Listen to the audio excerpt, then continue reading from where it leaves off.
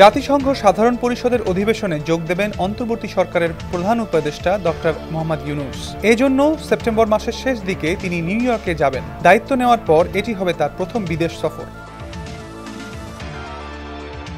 1 September পররাষ্ট্র মন্ত্রণালয়ে সাংবাদিকদের এ তথ্য জানান পররাষ্ট্র উপদেষ্টা মোহাম্মদ তৌহিদ হোসেন। প্রধান উপদেষ্টার এ সফর সংক্ষিপ্ত হবে বলে তিনি উল্লেখ করেন। জাতিসংঘের সাধারণ পরিষদের ৭৯তম অধিবেশন শুরু হচ্ছে 10 সেপ্টেম্বর। বিষয়টি উল্লেখ করে সাংবাদিকদের প্রশ্নের উত্তরে তৌহিদ হোসেন বলেন, প্রধান উপদেষ্টা জাতিসংঘের সাধারণ অধিবেশনে যাচ্ছেন, সে সিদ্ধান্ত হয়েছে। তিনি খুব সংক্ষিপ্ত সফর শেষে দেশে আসবেন। ওয়াশিংটনে গেলে হয়তো আরও কিছু কাজ হতে পারত, কিন্তু তিনি সফর শেষে খুব দ্রুতই নিউ ইয়র্ক থেকে দেশে ফিরবেন।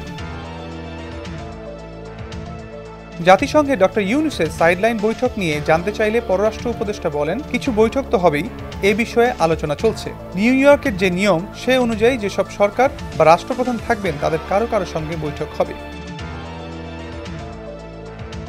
জাতিসংঘের সাধারণ পরিষদে উচ্চ পর্যায়ের বিতর্ক অধিবেশন শুরু হবে 24 সেপ্টেম্বর। এর আগে 22 ও 23 সেপ্টেম্বর অনুষ্ঠিত হবে the summit of the future. সম্প্রতি বিশ্বে সুশাসনের ক্ষেত্রে যে চ্যালেঞ্জ তৈরি হয়েছে তা নিয়ে শীর্ষ নেতারা আলোচনা করবেন এ অনুষ্ঠানে।